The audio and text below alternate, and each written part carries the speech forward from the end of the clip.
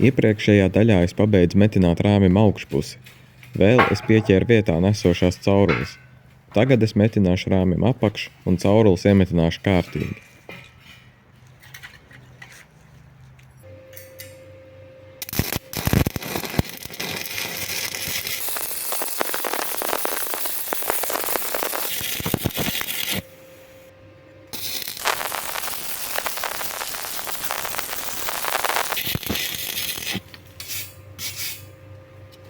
Not great or terrible.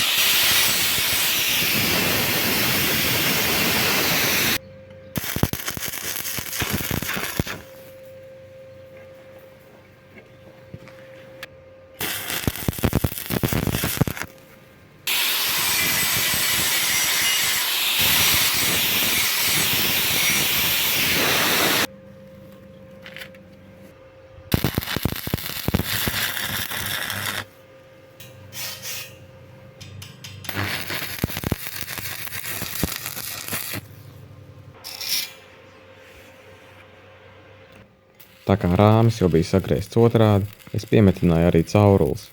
Šo daļu es vismazāk gribēju sākt, un tas bija vēl piņķerīgāk nekā bija iedomājies.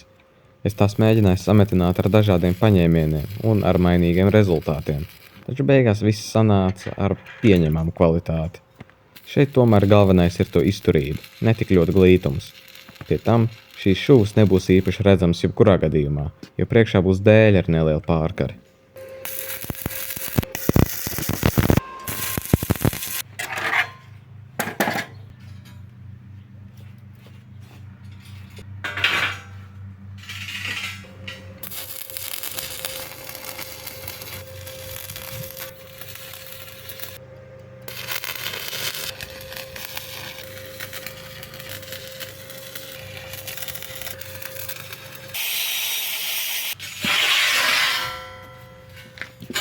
Tieši tas pats tagad arī ar otru rāmi, tikai tagad es sāku ar caurulēm.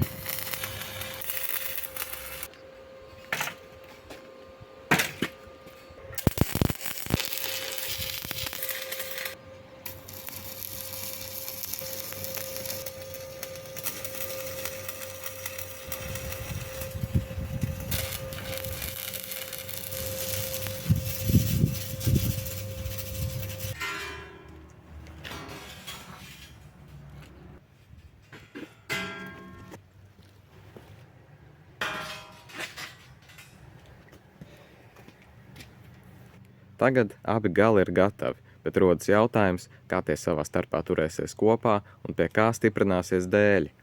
Gan tuvākais, gan tālākais gals tiks stiprināts ar šādām leņķveida sijām, kas stiepsies visā garumā. Un pa vidu starp abiem galiem vienkārši tiks iemetinātas biezās 8 mm tērauda loksnes. Un es zinu, ka es neesmu izskaidrojis, kam būs vajadzīgas tās plānās loksnes, un tās tiks sametinātas tādā pašā formā kā šo galu virsmas, tikai izvietotas pa vidu. Tās palīdzēs saturēt kopā konstrukciju, un pie tām stiprināsies arī dēļi. Bet to visu es varēšu sametināt tikai uz vietas, jo citādi vienā gabalā visu dižbeņu tāpat nekur nevarēs aiznest. Vienīgais, ko es varu sagatavot, ir tās stūra leņķa sijas no šīm loksnēm. Un pēc idejas tam vajadzētu būt ļoti vienkārši, jo man šīs loksnes ir vienkārši jāsametina 90 grādos. Es izmantošu šos ESAB OK 46.30 4 mm elektrodus.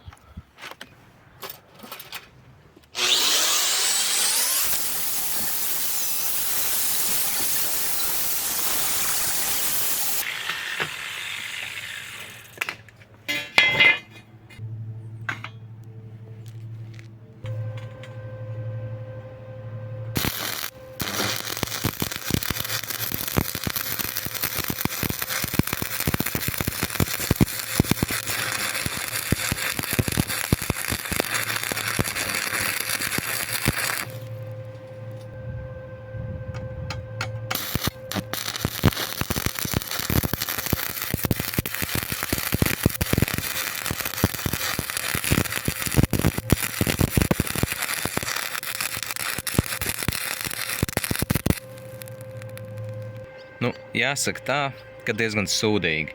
Šeit ir skaidri redzams, ka spriegums ir pa zemu. Uz iepakojuma ir rakstīts, ka šie elektrodi ir paredzēti no 120 līdz 170 amperiem. Taču man ķīniešu aparāta maksimālā jauda ir 130 amperi, kas it kā atrodas pa vidu šim diapazonam, bet ar to tāpat nepietiek. Bet tas ir nekas, jo līdz šim es izmantoju šos elektrodus, kas ir tās pašas markas, tikai 3,2 mm, nevis 4.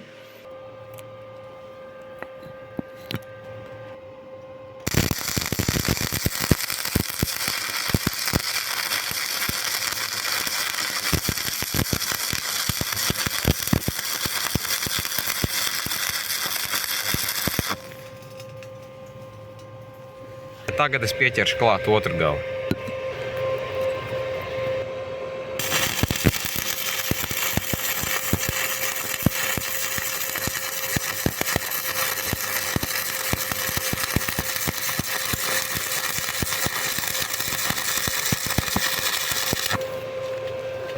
Varēja būt labāk, bet pagaidām pietiks. Un tagad viena šūve pa vidu.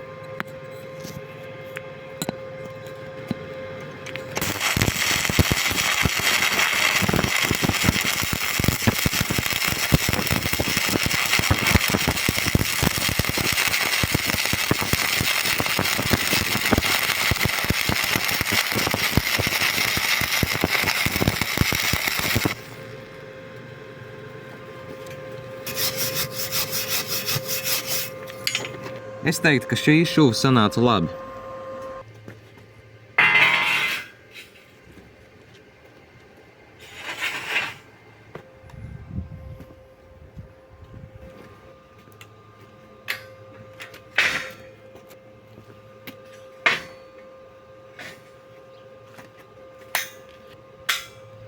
Tas, kā es šo pirmo leņķi sametināju, nebija labi, bet kāpēc, jūs drīz redzēsiet.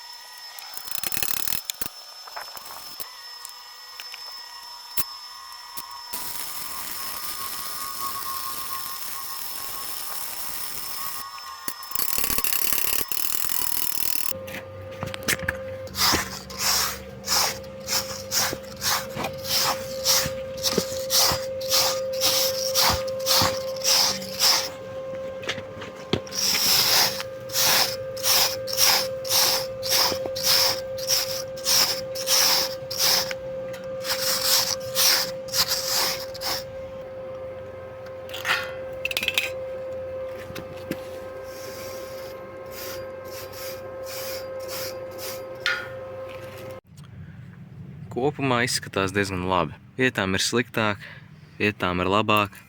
Piemēram, šeit ir ļoti labi, bet kopumā es esmu apmierināts. Protams, visā garumā es varēju arī nemetināt. Izturība būtu pietikusi arī ar vairākām atsevišķām šuvēm, bet es šo izmantoju kā iespēju patrenēties kaktu šuvas.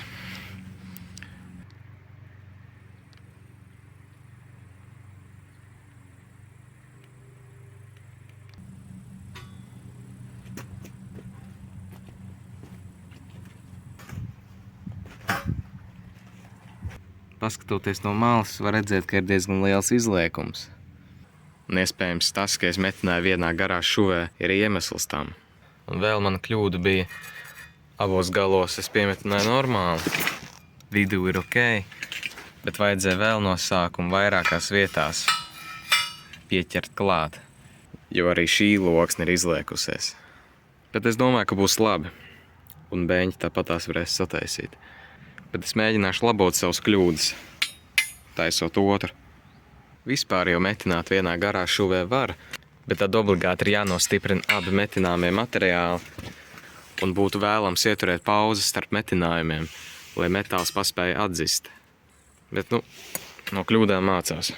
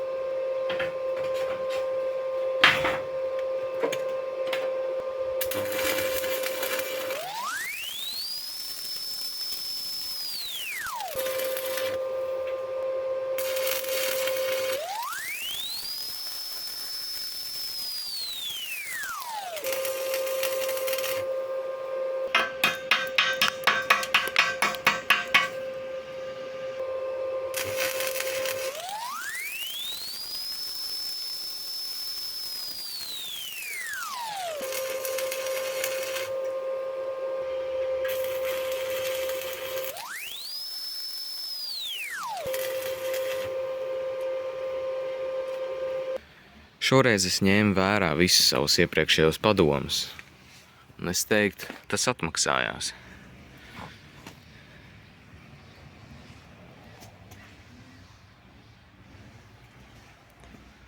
Sākumā es šeit nogāju nedaudz nost no asas, bet tālāk diezgan solīdi.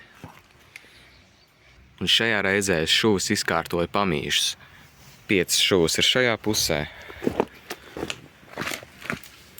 Un 4 šajā pusē. Viena šeit, viena šeit, viena šeit un tā tālāk. Un tas arī nozīmē, ka šī sija ir daudz taisnāka nekā iepriekšējā. Un kaktu šūs arī izdevās diezgan labi.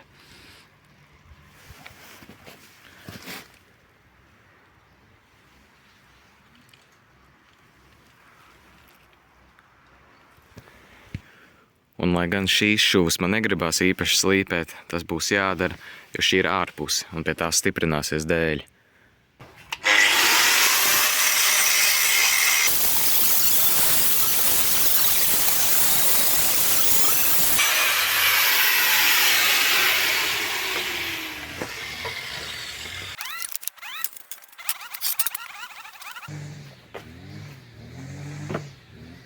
Ar to šī daļa arī noslēgsies. Nākamajā daļā, cerams, es metināšu jau kopā visu konstrukciju, bet kad tas būs, es precīzi nevaru pateikt. Bet, ja tu nākamo daļu negribi palaist garām, nospied pogu abonēt un ieslēdz paziņojumus.